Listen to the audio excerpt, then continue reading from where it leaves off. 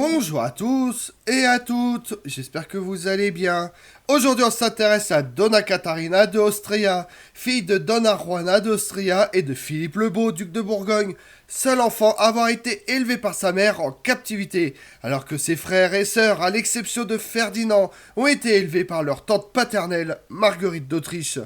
Elle restera enfermée à Tordesillas jusqu'à la fin de la régence de Maximilien Ier de Habsbourg. Emprisonnée avec sa mère, elle eut une jeunesse sinistre, n'ayant rien d'autre à faire que de parler à ses dames de compagnie ou regarder par la fenêtre. Après la mort de son mari, Juan III, sa belle-fille Donna Juana d'Austria réclame la régence pour son fils Sébastien Ier.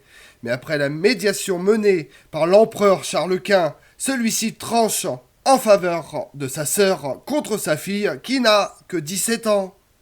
Vous voulez en savoir plus sur Donna Catarina d'Austria? Venez avec moi.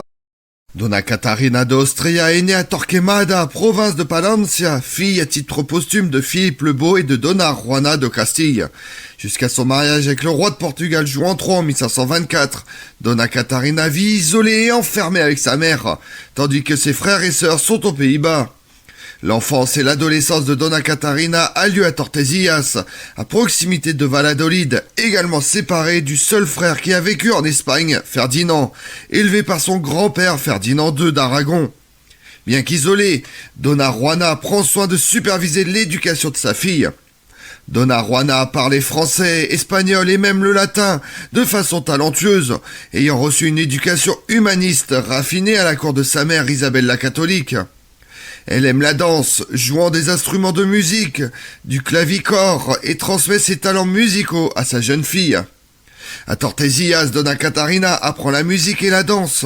Donna Catarina domine également le latin, l'espagnol, le portugais, le français, sait lire le grec ancien. Plus tard, en tant que reine de Portugal, elle cultive son intérêt pour l'apprentissage classique et humaniste à la cour de Lisbonne. Donna Juana a joué un rôle important pendant les années de formation de Donna Catarina d'Austria, influençant son éducation en lui fournissant une solide éducation culturelle, préparant ainsi Donna Catarina pour son futur rôle de reine. En tant que sœur cadette de l'empereur Charles Quint, Donna Catarina est mariée au roi de Portugal, moyen d'assurer la stabilité politique de la péninsule ibérique, tout en maintenant l'alliance entre les Habsbourg et les Avises. Le mariage de Charles Quint en 1526 avec la sœur de Juan III, Isabelle de Portugal, renforce un peu plus cette alliance et en plus raffirme la politique matrimoniale entre les deux maisons, avançant un peu plus dans le pas de l'Union ibérique. Le mariage de Donna Catarina est célébré par les puissances le 12 août 1524 à Tordesillas et officiellement à Lisbonne le 5 février 1525. Entre 1526 et 1537, elle donne naissance à 9 enfants, dont 2 seulement ont survécu jusqu'à l'adolescence. Maria Manuela de Portugal, première femme de Philippe II, roi d'Espagne, décédée peu après la naissance du prince Don Carlos, et le prince Don Juan Manuel de Avize, qui épousera la princesse Donna Juana d'Austria, sœur de Philippe II. L'histoire a présenté Donna Catarina d'Austria comme un enfant espagnol qui représente les intérêts espagnols strictement au sein de la cour portugaise, favorisant l'empereur Charles Quint, son frère. Mais la réalité est tout autre. Elle ne soutient pas aveuglément la politique fraternelle, comme le démontre l'exemple de cette déclaration qui sera faite lorsque Charles Quint aura réfuté la souveraineté portugaise sur les îles Moluques en 1527. Donna Catarina a fait une médiation diplomatique entre son mari et son frère pour finalement résoudre le conflit. Donna Catarina se trouve souvent dans une position délicate pour équilibrer les intérêts politiques de la maison Avize et ceux des Habsbourg. Donna Catarina d'Austria, qui s'est montrée une figure politique puissante et influente sous le règne de Juan III, qui s'observe surtout dans les arrangements conjugaux des enfants, dans l'établissement de l'Inquisition et son rôle dans le conseil du roi. En comparaison des siècles précédents, de traditions masculines qui plaçaient la préférence de la régence au plus proche parent mâle du jeune roi, comme dans le cas du duc de Coimbra en tant que régent de son neveu Afonso V et non sa mère Léonore d'Aragon. En effet, même si les reines partagent la dignité de leur mari, leur fonction principale reste avant tout de générer des enfants pour la perpétuation de la dynastie, participant non pas à l'exercice effectif du pouvoir.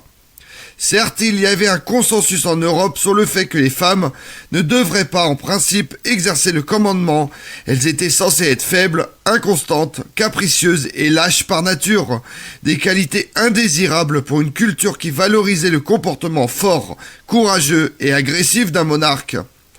La participation active de la reine au gouvernement du royaume portugais provoque dès le début des réactions de désaccord et de contestation de la part de la noblesse. Dans une lettre adressée à Charles Quint par son ambassadeur Sancho de Cordova, on apprend que depuis 1555-1556, le roi de Portugal souffre de maladies de plus en plus longues, qui le rend indisposé, mélancolique. De plus, Juan III souffre d'accès de fièvre ponctuels que les médecins traitent avec des saignées fréquentes, laissant le roi de Portugal dans un état précaire sans espoir de rétablissement. L'état du souverain Avise empire au milieu de l'année 1556 avec des fièvres devenues continues, ajoutées à de fréquents maux d'estomac. Dans sa profonde piété, Juan III décide d'assister le 11 juin 1557 à une messe et ordonne une procession contre la vie de la reine Dona Catarina, pour le salut de l'âme et la protection de Sébastien Ier, son petit-fils. Dans une lettre de l'ambassadeur d'Espagne destinée à Dona Juana, il est fait mention que l'état du roi de Portugal est très préoccupant. Les derniers jours de son règne, Juan III les passe en réunion du conseil afin de présenter et surtout tenter d'imposer Dona Catarina d'Austria comme régente de l'Empire portugais. Le 11 juin 1557, Juan III est victime d'une attaque d'apoplexie, malgré le fait que Dona Catarina n'a pas quitté le chevet de celui qui fut son mari pendant 32 ans. Ajoutez à cela ses prières et celles du peuple pour le rétablissement du souverain, rien n'empêche Juan III de sombrer dans un repos éternel. Le voyage du palais d'Aribiera à Belém a été accompagné de larmes et de signes de douleur de la part des personnes qui se sont rassemblées pour regarder le passage du cercueil royal. Le début de régence de la reine de Portugal est assez mal connu et très peu documenté. L'absence d'informations précises et de détails vient sans doute d'une volonté de la reine de Portugal de ne pas exposer sa prise de pouvoir et les méthodes utilisées. Mais on peut supposer que la disparition de toute cette période fut faite sur ordre de Don Henrique de Avise, durant ses différentes régentes et sous son règne. Cette seconde option, la plus vraisemblable, est avant tout motivée par le désir du futur cardinal roi d'effacer son échec face à la fille de Charles Quint, tout en passant sous silence ses propres manigances et intrigues pour récupérer la régence de Sébastien Ier.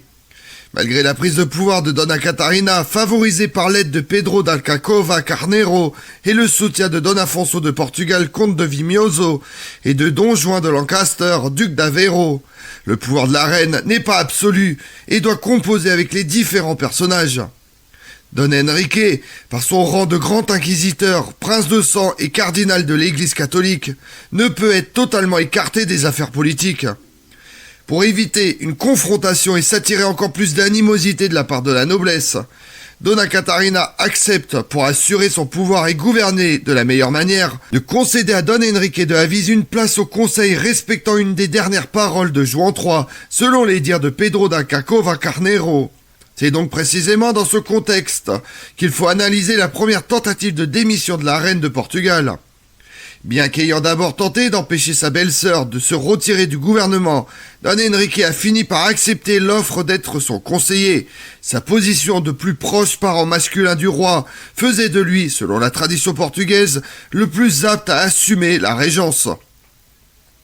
Cependant, après que la reine eut annoncé sa décision de se retirer des affaires, les demandes des aristocrates pour qu'elle conserve sa charge déstabilisent grandement la position du cardinal. Lors de sa prise de régence, Dona Catarina d'Austria en 1557 est forcée de composer avec les fidèles de l'ancien roi, mais également avec les grands aristocrates. Malgré son hostilité envers la très haute noblesse, elle se voit dans l'obligation d'inclure son beau-frère, le cardinal Don Henrique de Avise, qui rêve également de revêtir le rôle de régent. Pour contrebalancer la puissance des grandes familles aristocratiques, Dona Catarina d'Austria place dans son gouvernement des personnes issues de la petite noblesse ou qui sont des obligés de Juan III. Mais dans la régence de la reine de Portugal, on trouve la présence de Don Antonio, présent à la cérémonie d'acclamation de Sébastien Ier, auquel la reine, grand-mère et tutrice du futur roi, n'a pas assisté. Le prieur de Crato est aux côtés de Donna Catarina d'Austria, de Sébastien Ier et des autres membres du conseil jusqu'au renoncement à la régence du royaume fin 1562, où il fut exclu des consultations et du pouvoir par le nouveau régent. Cependant, loin d'être un soutien envers la régence de la reine, Don Antonio tente, comme les autres nobles, d'obtenir de plus grands avantages et une résidence permanente à la cour. Demande refusée par la reine et ensuite par le cardinal. Conseillé de se retirer de Lisbonne, Don Antonio s'exile dans le monastère de Penalonga jusqu'à ce qu'il soit convoqué au Cortes de 1562, dans lequel la démission de la reine et sa succession à la régence ont été accordées en faveur du cardinal Don Henrique de Avise. Ainsi, malgré la résistance de la reine et du cardinal, le prieur de Crato ne peut être totalement éloigné des sphères du pouvoir, grâce aux appuis et les importantes relations à la cour établies par son père Don Luis de Avise, duc de Beja, lui valant d'être inclus dans les sphères d'influence auprès des grandes familles aristocratiques du royaume de Portugal. La première priorité de Donna Catarina est de maintenir l'intégrité de l'héritage de Juan III, afin de pouvoir le transmettre à son petit-fils l'ensemble de l'Empire portugais, malgré les difficultés liées aux appétits des autres puissances, à l'image de la France, de l'Angleterre ou des Pays-Bas, qui guettent les signes de faiblesse pour se partager le vaste empire maritime portugais. La même chose se produit durant le règne de Carlos II l'Ensorcelé, dernier roi d'Espagne de la dynastie des Habsbourg au XVIIe siècle, où les différentes puissances se partagent l'empire espagnol alors que le souverain Habsbourg est encore vivant. Donna Catarina pense également à la succession de Sébastien Ier. En effet, le Portugal risque de perdre son indépendance au profit de l'Espagne, car sur tous les enfants de Manuel Ier et de Juan III, seuls deux Avises, Sébastien Ier et Don Duarte de Portugal, sont capables d'engendrer une nouvelle génération. Car Don Henrique, en sa qualité d'ecclésiastique, ne peut donner d'héritier à la monarchie. Avec Donna Catarina en régente, les deux couronnes ibériques se rapprochent inexorablement. En outre, en cas de disparition de Sébastien Ier, celui qui lui succédera sera Don Carlos de Austria, fils de Philippe II, né de l'union avec Donna Maria Manuela de Portugal. En 1562, la passation de régence entre Donna Catarina d'Austria et Don Henrique de Avise est souhaitée par beaucoup de personnes, à commencer par une partie des familles aristocratiques, du clergé, départ également souhaité par les Cortés. Ces derniers ont connu leur apogée au XIVe et XVe siècle sous le règne de Juan Ier, ce monarque qui a installé la dynastie Avise sur le trône de Portugal après la guerre de succession de 1383-1387, comptant presque entièrement sur la bourgeoisie pour asseoir et consolider son pouvoir.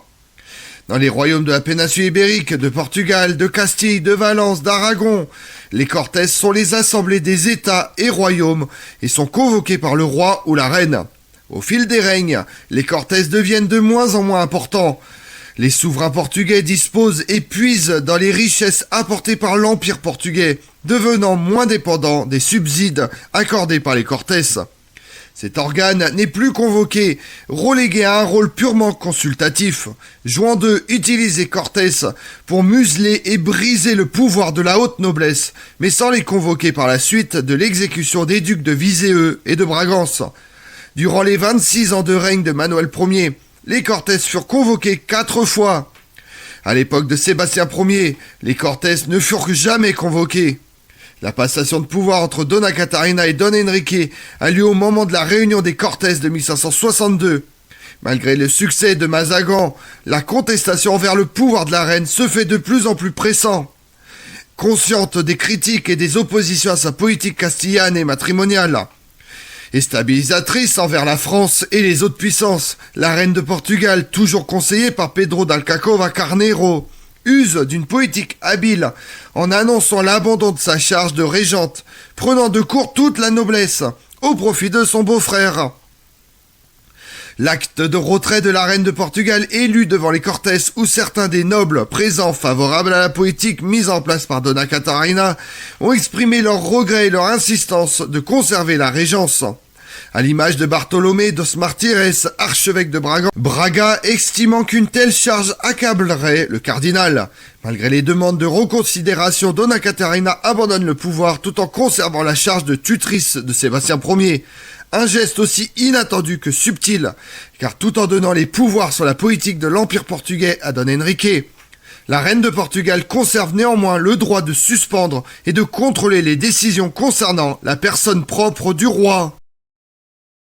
Comme on l'a vu, en 1524, le destin de Donna Catarina bascule avec la décision de son frère, l'empereur Charles Quint, d'arranger son mariage avec Juan III, roi de Portugal. Donna Catarina a occupé le trône de Portugal jusqu'en 1557, puis est régente pendant la minorité du roi Sébastien Ier, son petit-fils, jusqu'en 1562, dans un contexte de tension politique entre factions et sensibilité dans lequel Donna Catarina a toujours fait preuve d'indéniables qualités d'intelligence et de détermination.